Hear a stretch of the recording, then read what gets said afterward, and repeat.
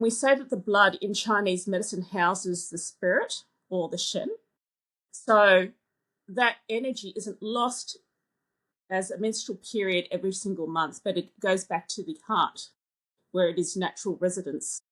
I'm Anne-Marie McQueen, journalist and proud 50-ish woman, and we are here looking for the true truth in perimenopause, menopause, midlife, and beyond. Opening our minds to other possibilities is not always easy. Hop, I think. You're all woman to me. All right, Anne-Marie.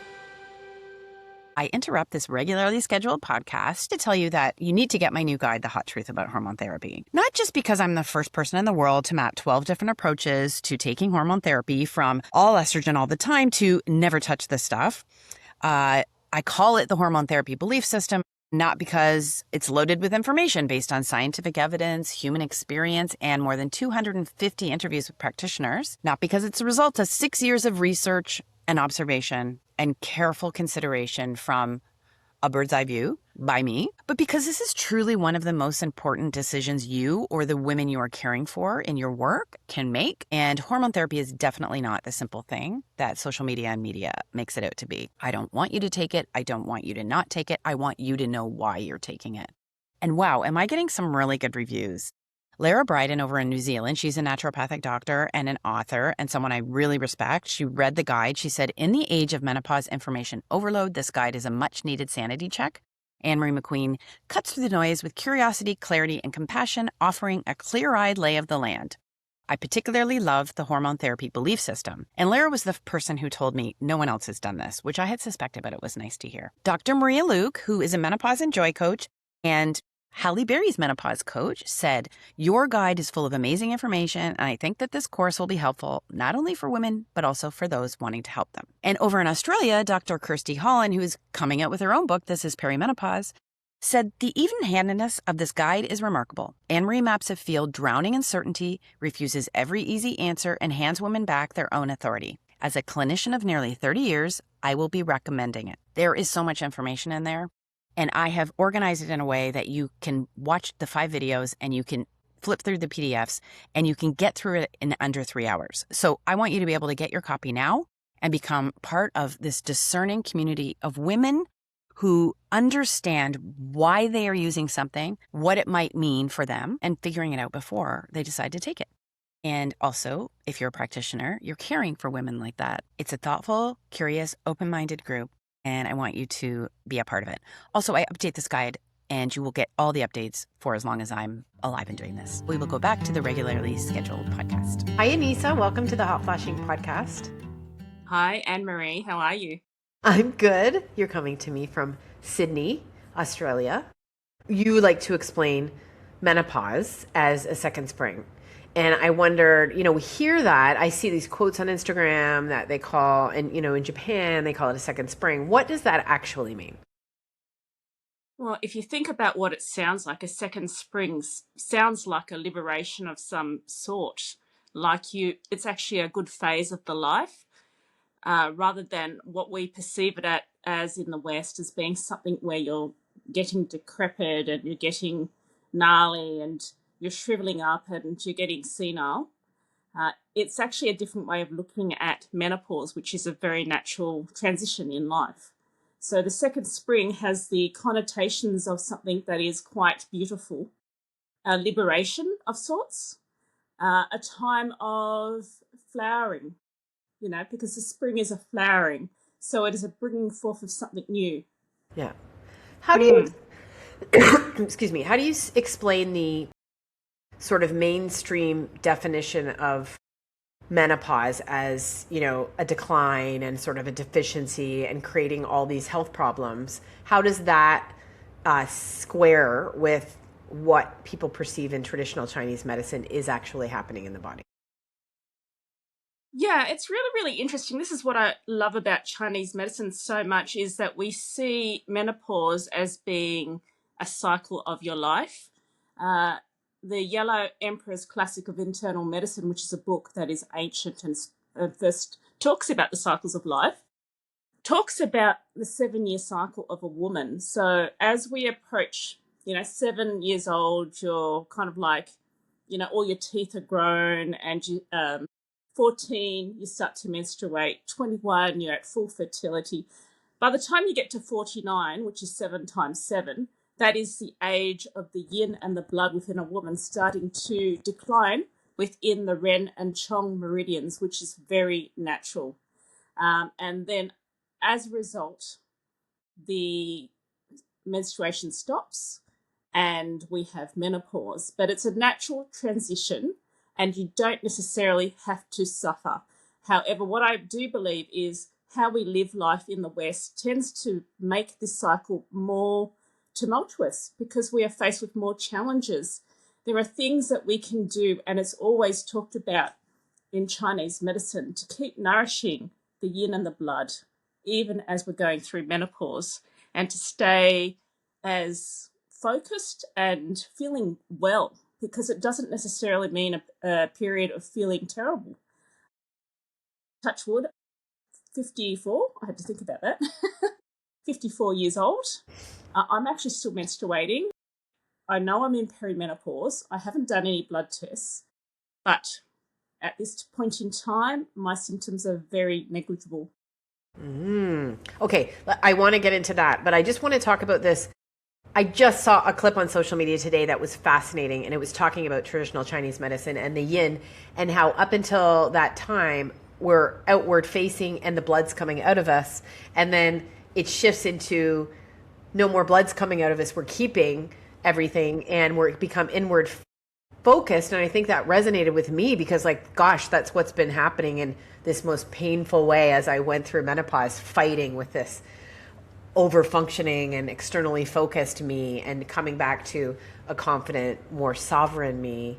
And so can you just talk about that a little bit in a sort of a metaphysical way? Yeah, absolutely. I'd love to talk about this. So when you're menstruating every single cycle, it takes a lot of energy to build blood and to line the endometrium. So the food, the water that we drink is mixed with the air that we breathe, and that is formed through alchemy, and it becomes blood in our system. And every month, the woman loses the endometrium, so the energy is going down through the uterus and out. It is a natural cycle, and we believe that women are the restorers. We keep building blood. We keep moving that blood. There is that constant cycle, which is very, very energetically expensive, so to speak. So our focus is very much on reproduction, on managing fluctuating hormones, on things like the body swelling and then the fluids coming out. It is a time where balance is actually quite hard to be kind of reached because there's just so many, it's tidal, it's constantly moving in, moving out. And you need to get very good at managing the tides and riding the waves in order to feel well. So when that starts to dry up, the energy is no longer lost. The energy expenditure is no longer lost every single month. And that means that the energy can be recycled. And we say that the blood in Chinese medicine houses the spirit or the Shen. So that energy isn't lost as a menstrual period every single month, but it goes back to the heart where it is natural residence. And so that's where we say we can start to cultivate ourselves, our wisdom, our intuition, our connection to spirit or God, whatever you want to call it. It's our connection to ourself, our truth. As a 54-year-old woman, I feel that the last decade has been the most empowering of my life. I'm no longer seen as the fertile woman. I won't be reproducing at 54 years old. People don't see me as well as somebody to reproduce with anymore. So there's a liberation of expectations of what I do, but also I'm no longer seen as whereas if I'm in my 20s, I might be seen as more of a sexualized kind of being. Now I'm in my 50s. I don't have that as much, but I don't see that as a loss. I see that as a liberation of expectations. Also, most of us, by the time we're in our late 40s and 50s, our children are grown up. They don't need us at the beck and call every single day and hour. It's a great time. It's a freedom, and it is about you getting closer to yourself. Okay. And that discussion about how our lifestyle is sort of creating a larger problem. This is interesting to me because if you listen to the mainstream discussion of menopause, do you pay attention to that sort of mainstream discussion? I do, and I don't, because I'm a therapist, I'm a clinician. I need to understand what women are doing, and I need to treat women that are maybe coming in with HRT and all these issues. And I need to understand it from their perspective. So I'll listen to it for that kind of knowledge and experience. Well, it's sort of framed as like an inevitable thing. And I was with some friends of mine the other day who were 20 years younger than me. And I said something about having a workshop, and I said, you guys could come to the perimenopause workshop and get ready. And they were like, oh my God, don't even, I'm like terrified of it. And I said, no, it doesn't have to be like that. It's sort of being presented as you're going to hit this and you are going to experience all sorts of problems, and the only solution is hormone therapy. And I always say, guys, there are practitioners all over the world treating women without hormones. You can take hormones, but your modality, it can work with women with hormones, it can work with women without hormones. But I'm just trying to get at the presentation that this is a situation that can only be addressed by hormones. How does that stack up in traditional Chinese medicine? One of my passions to talk about that, because I absolutely, even if I was suffering right now, I would not do it. And I'm not saying that people shouldn't do it. And in actual fact, some people definitely should. But I just know that Chinese medicine and other natural therapies as well is so powerful. I actually help quite a lot of women transition out of hormone therapy because it doesn't work for them. If it works for you, fantastic. I'm not against it. There's a saddle for every bum, so we say. But I just know that the intrinsic wisdom, we weren't built incorrectly. Billions of years of evolution didn't build us into some faulty kind of being. The half of the world's population isn't faulty. And so what are we missing? Where is the wisdom? There is great power in making women feel fearful of their bodies. There's a lot of knowledge that's been lost through the ages of herbal medicines and how to live well with life in order to cultivate your rejuvenation and in order to make yourself feel better. Maybe this is telling us something about society, that we have expectations of women that aren't in alignment with who we really are. So what do? Do we, inject? Do we put gels? Do we take pills? Or do we try to live more in harmony? Do we get back the ancient wisdoms, which is there? The Yellow Emperor of internal medicine is over thousands of years old, at least 2,000 to 3,000 years old. We were talking about this stuff back then. Women were living beyond 50 back then, and they were experiencing these things. I've started saying, like, this body of ours, it's beyond any tech I think in my lifetime we're ever going to create. Like, from a Chinese perspective, how does that land? Well, your body is your best friend. If you don't have a good relationship with your body, then somebody sitting and with all the doctorate degrees and everything fantastic, but they don't know you as well as you do. Okay? So I don't want to cut off that feedback mechanism. If my body's hot flushing, I'm an insomniac, I'm having brain fog or vaginal dryness, I just don't want to patch it up. I want to go to the root cause.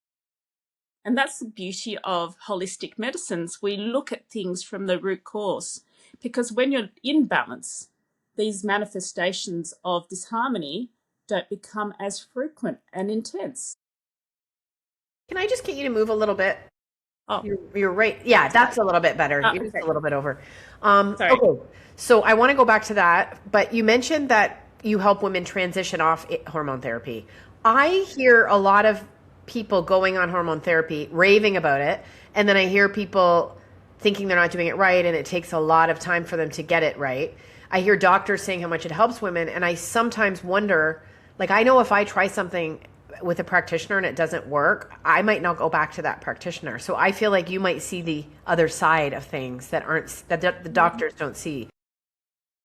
Well, the process of going through menopause is just not estrogen deficiency. So it's actually a very crude measure to actually fix a problem. Okay? All these issues are actually a systemic issue, not only of declining estrogen. We're looking at toxic livers, lymphatic systems that are stagnant, high cortisol, you know, basically, incorrect diet can be one of them. But all of these things play a massive factor. Eating the wrong kind of foods, all of these things are very important. So, yes, so I actually think hormone therapy can be amazing, but that's why it doesn't address all things, because it's not just estrogen. Yeah, that's not the root cause. So, okay, so how do you help women? And I want to definitely talk about the vagina, because I think that will be interesting to people that what your perspective of what's going on there. But if you could just sort of go through how you treat, like, basically these imbalances. Well, the beauty of Chinese medicine and many other natural medicines is that we don't have a one-size-fits-all policy. We always look at the person and we always address what's actually present. So, for instance, when somebody comes in and they might be saying they have menopausal symptoms, they have insomnia or hot flushes or brain fog or gaining weight and urogenital issues, we always have to talk through every aspect of their life. We have to talk through their diet, their sleep, their stresses. We have to talk about if they're still menstruating, what time did they stop menstruating, if they aren't menstruating anymore. We have to see what their periods were like, because everything tells us something about how the organ systems are functioning. And ultimately, we are trying to balance the organ systems, the kidneys, the liver, the spleen, the stomach, the lungs. It's like, if I have to make an analogy, a woman's body is like tuning a car. Okay, you can't just say, well, the tire's flat, so we'll pump up the tires and then the car will run better. We have to make sure that the engine oil is topped up, the pistons are firing, that there's radiator fluid, that the timing belt. So acupuncture and Chinese medicine looks at the whole body in the process of going through perimenopause and menopause. So I can never just give one prescription or one acupuncture point for all women. However, I will say that there is a general pattern amongst women that are going through menopause. So often the kidneys are declining, and the kidneys, and especially the kidney yin in Chinese medicine, the kidney yin is like the lubricating force. So it's like the engine oil. If it's running thin, the engine's going to run hot. So we want to be topping up the engine fluid or the kidney yin. The other thing is the liver is often running hot. So we look at things at what causes the liver to run hot. Things like toxins in the environment, alcohol, drugs, even certain types of food. It's hard for the liver to digest fats. So if you have a very high fat diet, which includes high animal products, if you eat a lot of deep fried foods, a lot of alcohol, I would say, is one of the most heat-creating fluids that there is. So we need to look at all of those and see why it is that the liver is running hot. And then using acupuncture for the kidneys and the liver, we can clear a lot of that heat. But then there's one more factor that I often see, and that's a lot of fluid in people and a lot of phlegm and dampness. And that's from a declining spleen and stomach, or the digestive power of the person. So we need to look at that, and we need to balance all of those things. It's not just one thing.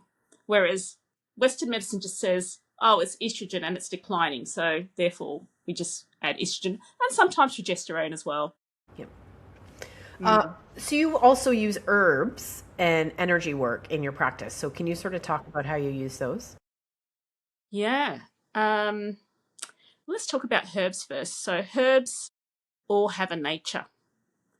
So whereas a naturopath might give herbs based on the vitamins or phyto estrogens or the biochemical reactions of taking the herbs. Chinese medicine looks at herbal medicine very much from a herbal perspective, from an energetic perspective. So, for instance, when I say that, we look at, say, the plant mint. So, if you take mint, how do you feel? I would ask. Mint. Yes. Oh, just a little bit awake, a little bit Yes. enlivened. Yeah. Would you say it's heating or cooling? I feel like it's cooling. Yep. Yeah. So the nature of mint is cooling and awakening. Whereas what happens if I give you ginger? Yeah, it's spicy and I feel like it's good for my digestion. Yes. And I Yes. usually like to have it It's warm. probably I feel like I like warming. it's what? Sorry? Yeah. It's probably warming. Yeah. Just like cloves and cardamom and cinnamon. They're all warming. So we use the nature of the herb in order to address the issue. So when I mix some prescriptions for my clients, I'm looking to balance their energy. Not too hot, not too cold.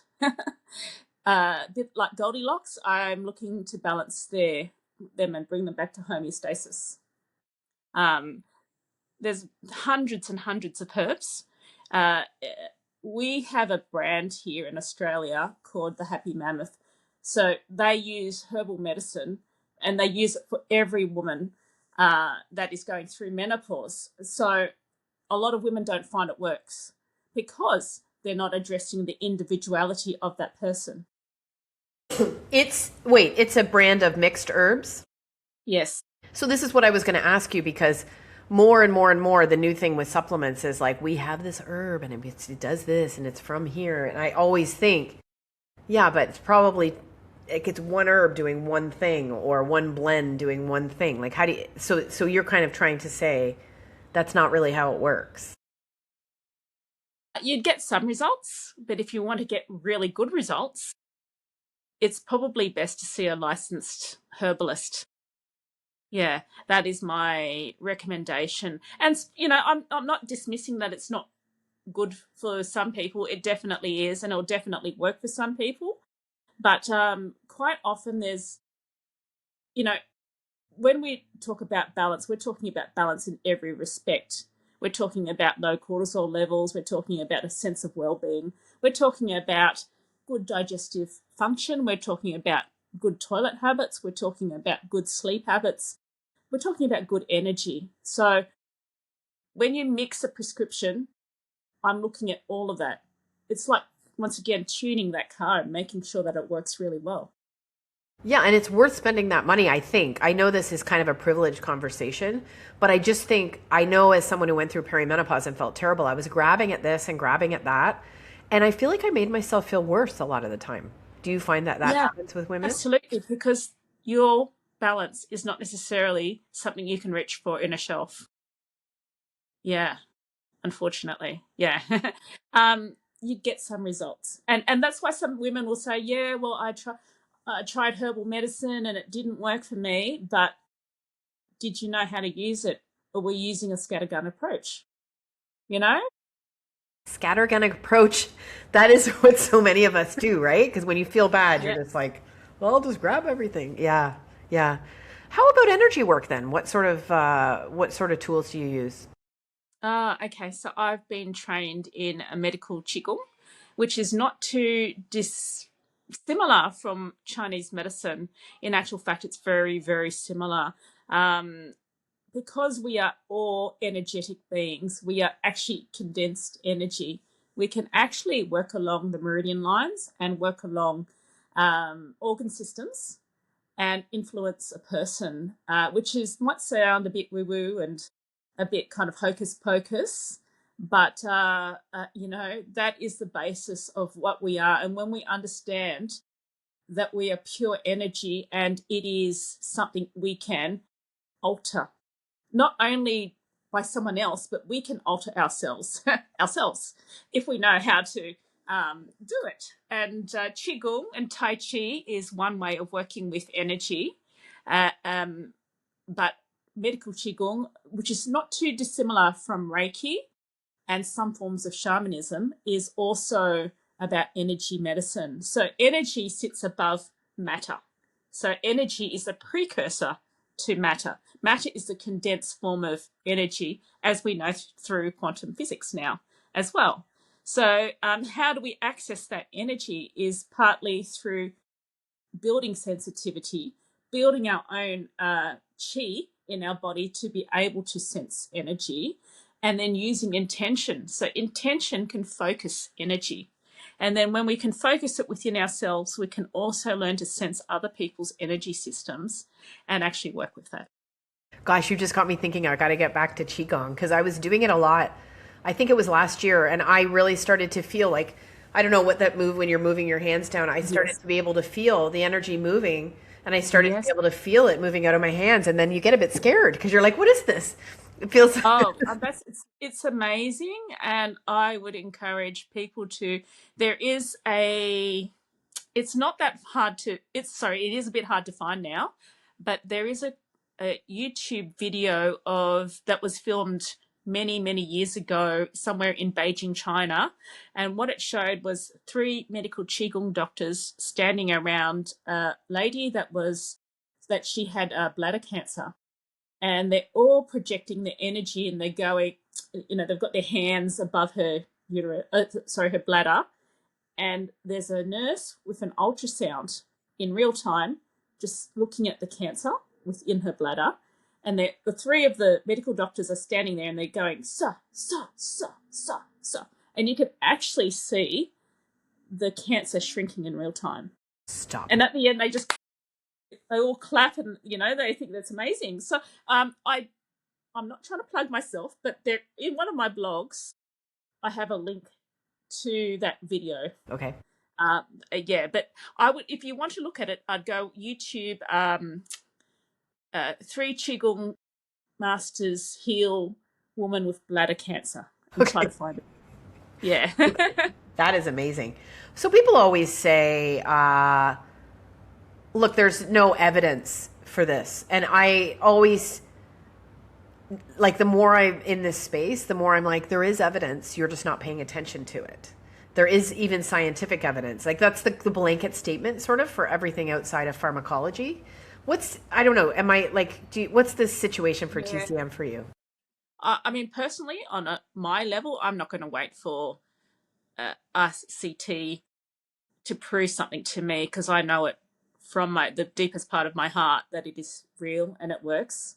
I feel anecdotal evidence. I feel that people's lived experiences are so important, and I feel that that's something that the scientific community, even though I think it's amazing and they've done amazing work, but the humanness of the experience is so powerful, especially if you believe that the mind creates reality.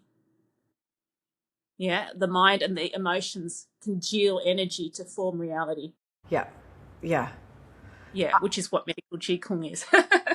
Yeah, and I balanced this platform setting out on scientific evidence, human experience, and expert opinion for that reason, because I knew the limits of science. But you see what you see, people experience what they experience. So and is scientific. I mean, everyone says science is the gold standard, right? But really, Chinese medicine and many other medicines have been around for thousands and thousands of years beyond Western medicine and so on, beyond scientific thinking.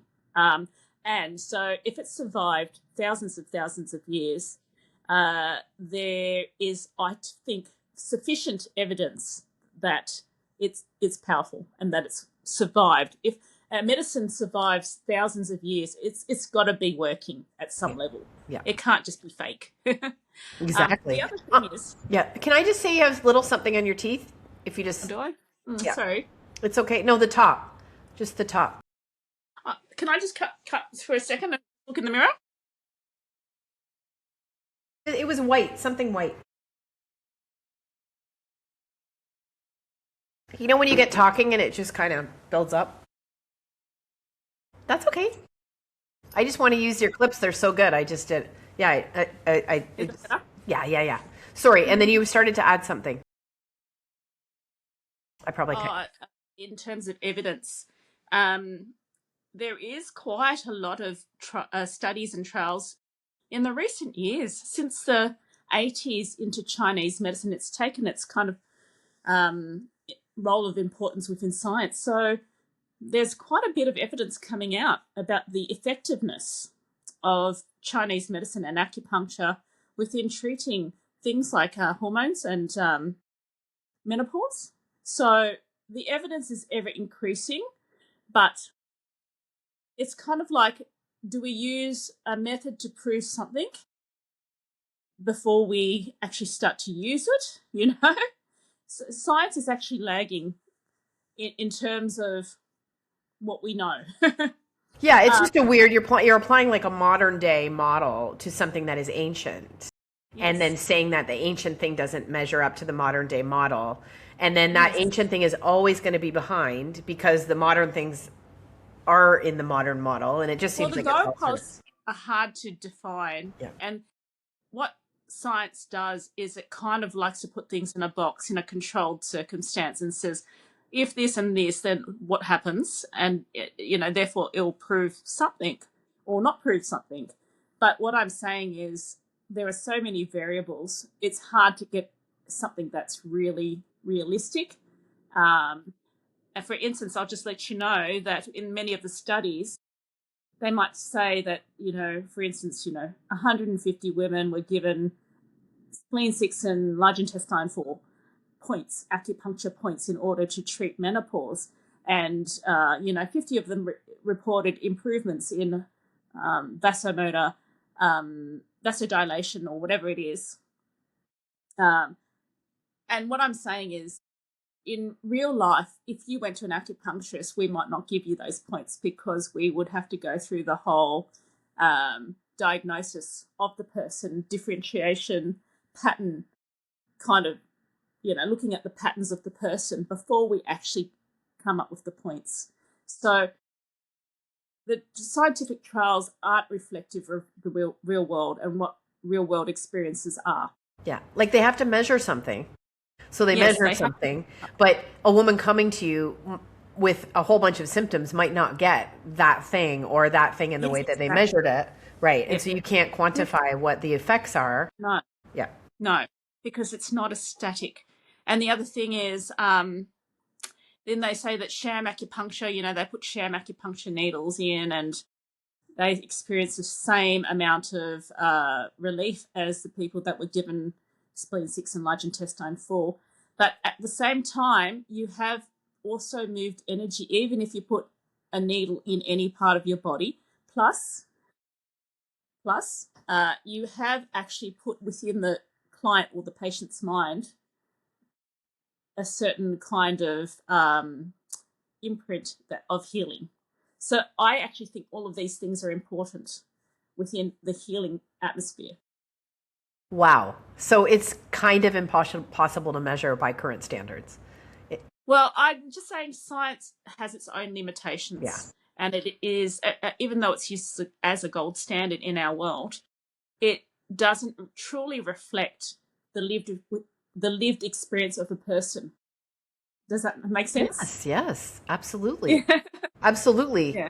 I think there's so many things that we can't measure, and I've come to appreciate the placebo effect as a beautiful thing. And actually, I think science I'm reading more and more, it's got a bit of a placebo problem because it's almost becoming more powerful, or it seems to be. If you want to give me a sugar pill and I think I'm being healed and I feel better, then give me a sugar pill. They've done studies where even they tell people it's a placebo and they still feel better. That's the thing that blows me away. Yeah. Oh my because gosh. we say that there's a shift in energy as soon as you think differently. Yes. As well. Yeah. Which is why I think, sorry, I know I'm going off on a little tangent I love it. Here, but the whole, I'll just tell you of an experience that I've had as a woman in her 50s. I was getting some therapy from a certain person for a sore hip. Now, I do a lot of training and I do get sore. and I have a hip issue that I'm still addressing. And so I told this lady that I was actually got a hip issue. And the first thing that she said to me is, yes, well, you are in your 50s and, you're perimenopausal. So I think there's a lot of gaslighting, and I think it's really kind of, you've got to be careful how you speak to your clients, because even the way you speak to them changes their thought patterns and how they, they think about themselves, how they feel about themselves. So negative thought patterns over a period of time also influence your energy system. Would you know? Yes. And do you see this in people and how they think and talk about themselves? Do you see women coming? Absolutely. Yeah. So what sort of things would you like to, sort of like, if you could fix the way we talk about ourselves, how would you? It's so, I think it's something that should be taught for all healthcare practitioners, not just Chinese medicine or doctors or whatever. Basically, they've got this list, certain practitioners. If you've got brain fog and you've got digestive issues and you've got anxiety, you might be okay for HRT, rather than addressing, gut flora or cortisol levels or the lack of good diet or whatever it is. We want to prescribe medicine too quickly because it's something that can be sold and it's a consumable. And the doctors are doing something. It's much harder for a doctor to encourage women, especially, to eat well, to sleep well, to reduce the stress. And sometimes women don't want to reduce the stress. I mean, sometimes it can be more traumatic to reduce stress. For instance, if you're in an unhappy relationship and you're just trying to manage and you're going through menopause, maybe it is time that you did something about it. So what I think menopause does is it puts women in a situation where they have to make decisions about their life and follow their truth, rather than being gaslit and medicated into surviving, your 50s or whatever it is, surviving the transition. Now, I know that that's probably controversial to say, but I don't necessarily see it as a bad thing to be put in that situation as well, because it is about finding your truth. There's larger context to this too, like the midlife reckoning and Carl Jung, and it's, there's lots of different ways of looking at it outside of women. Like it's a human kind of a reckoning, but for women it's a particular one because I think of our place in society and our role as mothers and nurturers, that's particularly taxing on us. But I wonder why it's controversial, sometimes to think that, because it's clear, it's obvious that you're being called to, I call perimenopause like the messy beach, like after the tide goes out, you have to run around and clean up the garbage, or you can just leave it laying there and pretend it's not there or cover it up. You can do whatever you want, but that garbage is there. You don't get to midlife without it. Oh, absolutely. And actually, the more you've been cleaning up in your 30s and 40s, the better your transition will be. Yes. And this is cleaning up physically, which everyone focuses on the physical aspect, but also cleaning up emotionally. It's so important. Emotions are energy. I keep saying that, emotions are energy. And in actual fact, if you don't, it's probably the foundation of many motivations and many things that we do is our emotions. So if we're not cleaning that up, I feel like it's a reckoning for some people, because their tolerance is zero by a certain point in their life. And so it's almost like if you don't start looking and reflecting and having some metacognition about the way you're thinking and, existing in this world, life will bring it upon you. Well, that might be the best way I've ever heard anyone phrase it. Okay, I could talk to you all day, but this has been amazing. One last question is, a lot more traditional Chinese medicine practitioners are coming onto social media. And I tried to find people before. It was hard to find them. But they're doing a lot of things like putting stickers on their arm and showing you where to press to do certain things. Is there any harm in that? Like with me manipulating this, or there's a spot on my knee I saw a girl talking about on TikTok that helps you poop. And I just wondered, is there any sort of harm in that, in focusing on a spot? The little kind of probably the press studs. I'm taking it that you're looking at, that these No, women are showing. they're putting like, these are people on social media that are actually putting little dots like on their arm to show the point that you Yes. use to get the, Okay, so yeah. they're using acupressure as opposed to. I don't think that you can do as much harm as actually using physical needles, not with acupressure. Acupuncture can be very powerful. For instance, I do a lot of, we can only call it pre-labor stuff here in Australia. I don't know what it is like in the States, if you can actually say birth induction or whatever, but we're not allowed to say that here in Australia. Okay. So I do a lot of pre-birth stuff for women, and so we can actually contract the uterus with acupuncture.